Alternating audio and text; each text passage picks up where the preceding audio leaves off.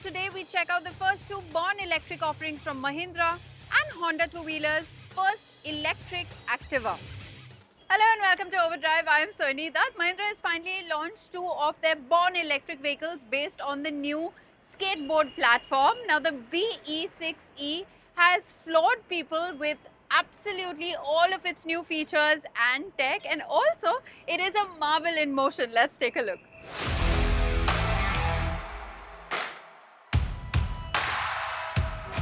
But the Mahindra BE6E, it's a completely new brand, and as the name suggests, it's also supposed to be the more stylish, the more fun, the more aspirational, if you will, of the two SUVs that Mahindra is launching from its Inglo EV architecture. So let's get behind the wheel and see if it really is a step above from what you would expect from a Mahindra in terms of how it drives and how it feels inside.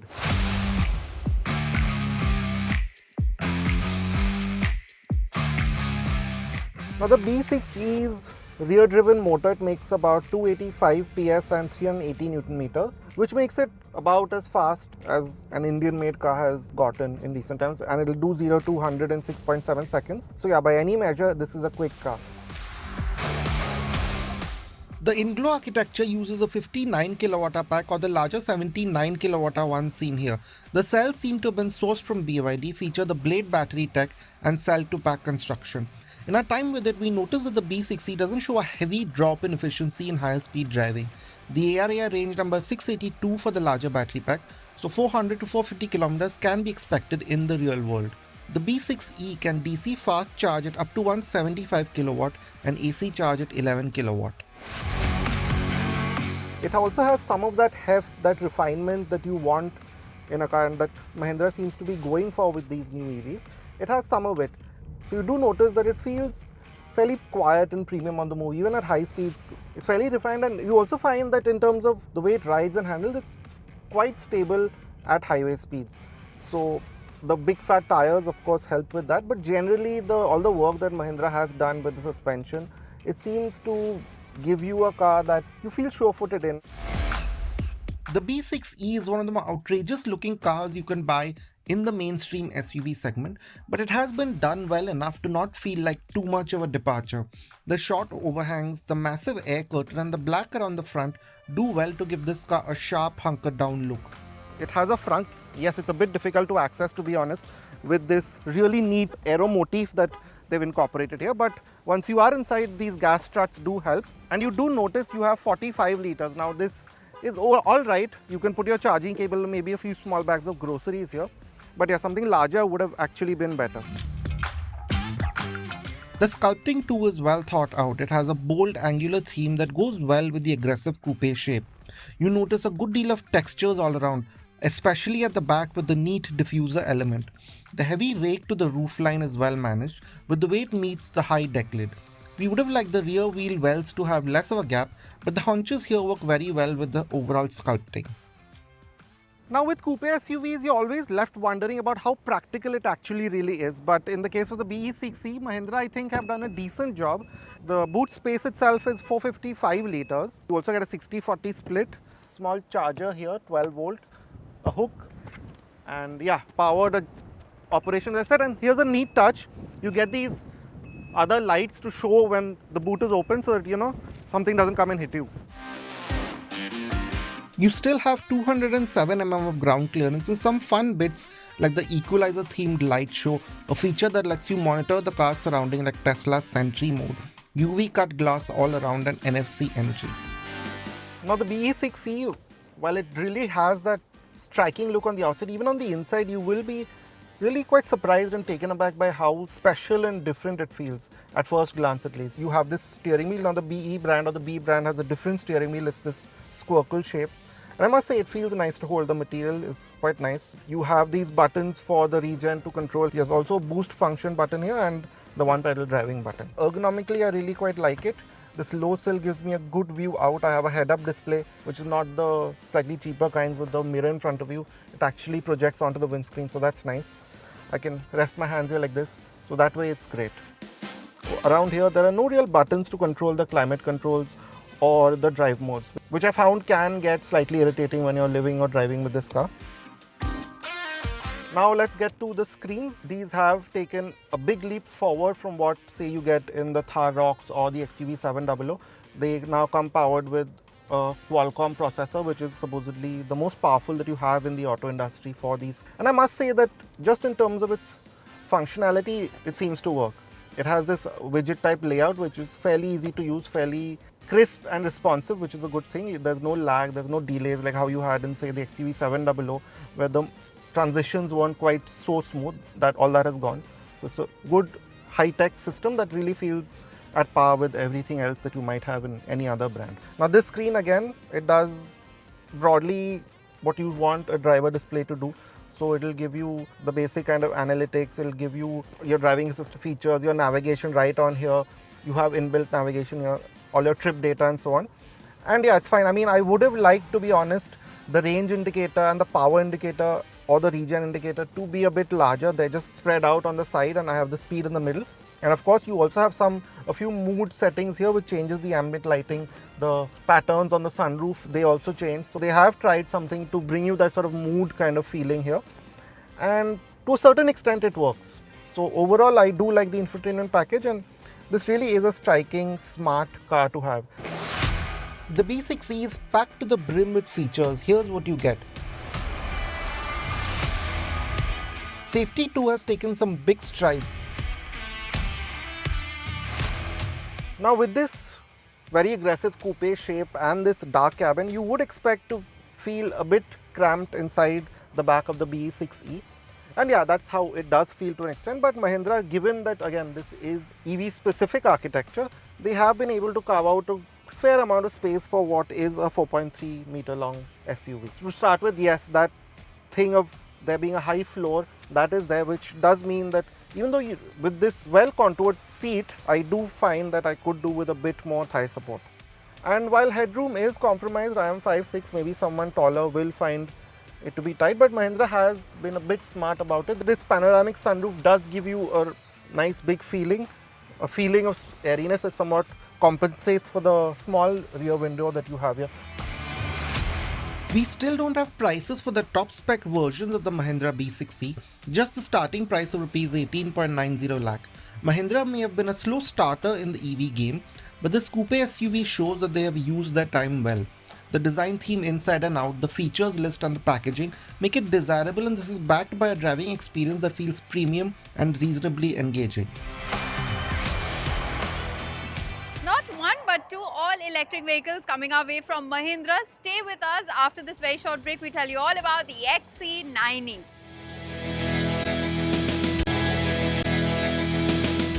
Welcome back, here with us on Overdrive. Up next, we have the second Mahindra electric vehicle, which is the XE90. In this vehicle, Mahindra is offering features, tech and luxury that would be comparable to premium luxury vehicles, but at an affordable price. Let's take a look.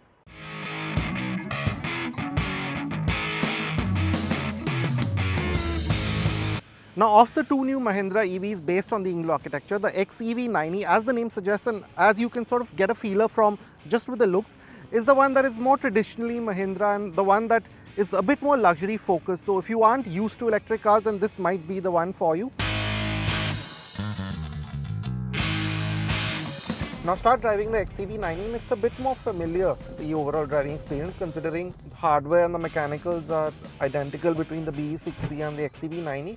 So very broadly, they also drive similarly. So again, this electric powertrain delivers power in a linear, clean fashion. There's not that big, huge lump of torque that's hitting you every time you press down on the accelerator.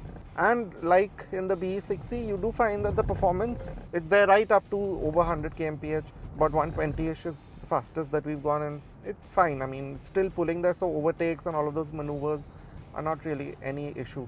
Having said that, these are fast cars. They are the fastest cars made by an Indian manufacturer ever.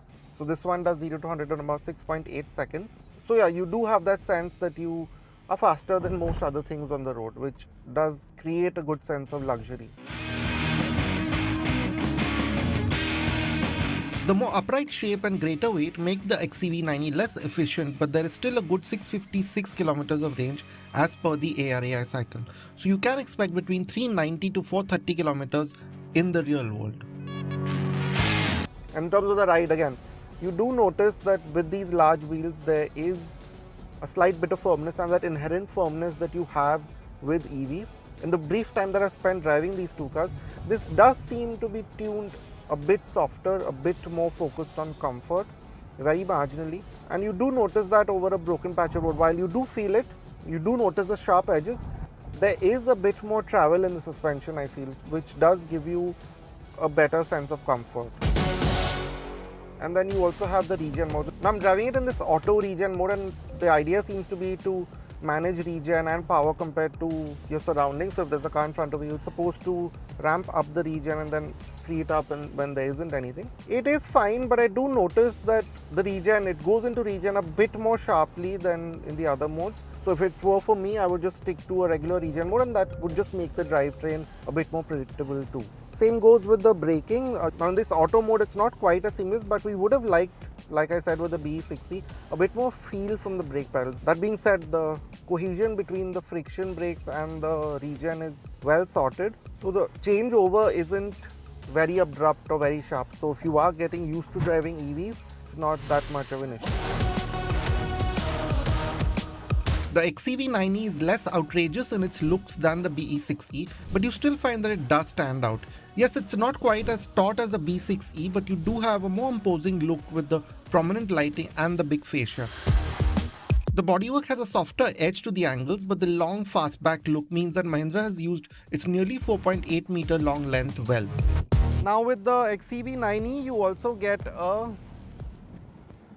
bigger frunk, 150 liters, and I must say this is a pretty sizable space. You have a sub frunk underneath it, which is pretty decent. So yeah, you can put more than just charging cables here for once, and it does do its job. The rear has a long rear roof, although visibility from inside is still somewhat compromised by the rear headrest, but the soft sculpting and rounded edges to the bootlet do manage the mass well. You also have less complex detailing around the bumpers, going with the more grown-up theme. You have, again, quite a large boot, and I must say that this less aggressive coupe shape has helped on the inside as well. So yeah, while the lip is still really quite high, I think. With the XEV90, the 207mm of ground clearance doesn't change, and nor do the fun bits like the equalizer themed light show, a feature that lets you monitor the car's surroundings like Tesla's Sentry mode, the UV cut glass all around, and NFC entry.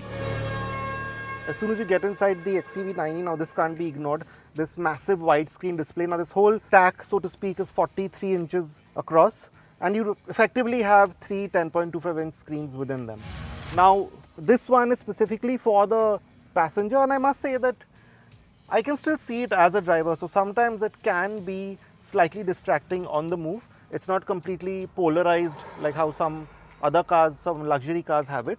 But what you do get here is a smattering of functions. You have all those apps. For example, you have your YouTube, even your social apps like Instagram. You can also get your work done and so on. So all of that, music apps, all of that just goes in here. And you can also play your own media, and there's also a browser. So if you want to just go on the internet, you can do that. So mainly it's for the passenger to sort of spend his time. You have that head-up display. It's not the regular one that we've seen with the screen in front. It has actual projection on the windscreen, and it does give you information on ADAS and also on navigation. And then of course you have that 16-speaker Harman Kardon audio system. And yeah, so you can see the speakers right here, so that's something new. The XEV90 is packed to the brim with features, many of which you've not seen in this segment before. Here's what you get. Safety too has taken some big strides forward. There's a new self-park feature that you can use from outside the car, a more advanced ADAS system with better obstacle detection, 7 airbags including a knee airbag, and an interior camera to monitor attention levels. Now while the B6e and the XEV90 both share the same 2.77mm wheelbase, you do realize that Mahindra has been able to carve out a bit more space in here. Of course, there are a lot of other things, but the space itself also seems to be a bit more, at least the impression of it is that. Now you notice that with the seat, it's sort of pushed back a little bit, you have a slightly more laid back position to it. And these seats are placed a bit higher, I feel, so I have more space under my feet to put my leg in. Leg room or knee room is again slightly more generous, I feel, than the other one. to round things off, you have this really large sunroof. The pattern here is slightly different, but again, it has those ambient light etchings on it. And I also must say that with the shape of this car, this slightly more upright, less aggressive shape, there is a bit more headroom. The Mahindra XEV 9e starts at Rs 21.90 lakhs, but we don't have prices for the top spec 79 kWh version we drove. We think this will touch close to 40 lakhs, but it must be said that the rear seat experience as well as the tech and features inside give it a sense of value. It has a mature, composed feel from the drivetrain, but we would have liked a better balance between ride and handling. There also could have been a bit more differentiation on the inside in terms of some of the details than regular Mahindra products. But as far as a comfortable EV SUV goes, this makes a good deal of sense. Honestly speaking, I do believe that Mahindra has kicked up the EV game a notch higher in the Indian market, and competition does need to sharpen up pretty soon. On the other side of this break, we tell you all about Honda's very first electric scooter offering.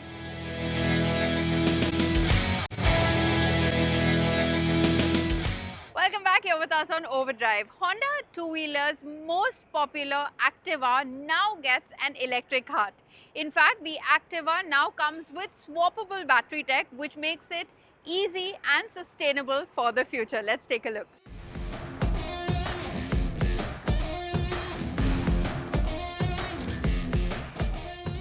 Alright guys, so we are out here with the Honda Activa E. It's one of the two scooters that HMSI has or is going to be coming out with in India come 2025 January. Out as of now, it has just been unveiled to us. So here's what the scooter is all about. Now starting from the front, okay, overall you just have a sleek, slender design, pretty simplistic, quite futuristic looking as well. So starting from the front, you have all LED lighting, you have 12-inch wheels at both ends, you have a disc brake up front, drum brake at the rear, telescopic fork up front. At the rear you have a single monoshock unit.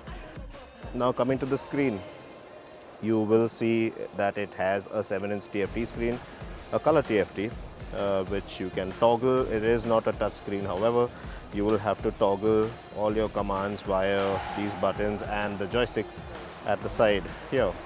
Now in terms of features, you do have 3 ride modes that you can toggle with. That's Econ, Standard and Sport as well, and you do have a reverse function, which is pretty neat if you're caught in a tight spot in your parking area. Keyless ignition, always nice to have if your hands are a bit tied up with your shopping and everything. One of the most unique bits about the Activa E or the electric Activa is the fact that it does come with 2 detachable batteries under the seat. They are swappable batteries, so that means you cannot charge these batteries through the scooter or at home or in your workplace. You will have to simply get them out once they're completely discharged and swap them out at a station like this one which we have out here. You take out your batteries, it will, okay, now you place your batteries down, both 10 kg units, so it will be a little task if you cannot manage that. You do get a card. Now this is your swipe card. You will have to fill in money into this as soon as this subscription package is sorted, and it will tell you where to plug in your batteries into this kind of zone. Now it has identified the areas and they are illuminated with these small LEDs. Now you will have to fit them as you would like so into the slots, after which it will check your batteries, it will give you, it will set them off on charge, and it will also tell you which batteries you can now take out and replace into your scooter.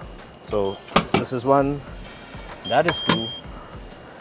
Move back to the scooter, pop them both in. Now as of now, there are just around 83 of them that Honda has set up around Bangalore. Honda claimed that it will give you a claimed range of around 102 kilometers to a complete charge on both battery packs. Now as far as weight is concerned, now this scooter weighs in at around 119 kgs. So that is pretty alright actually. It is slightly on the heavier side. The motor is built by Honda in-house. This is a PMSM direct drive motor. It makes around 6 kilowatt of peak power, around 22 Nm of max torque. and should be pretty peppy on the go. Likewise, so sitting on the scooter, it does feel pretty natural. It does feel slightly more heavier than your average ICE scooter, but in terms of riding posture and everything, it feels to be comfortable, like just sitting on it for a couple of minutes. It feels about all right. And yeah, the seat is quite accommodating as well. You should be able to fit on 2 people without a doubt. The scooter will reach a top speed of around 80 kilometers per hour. So that in a nutshell is what the Honda Activa E is all about. Well, on that note, it's time for us to wrap this week's edition of Overdrive. But remember, you can stay in touch with the team through our various social media platforms, and you can write to us on YouTube. We'll see you next week. Until then, goodbye. Many thanks for watching.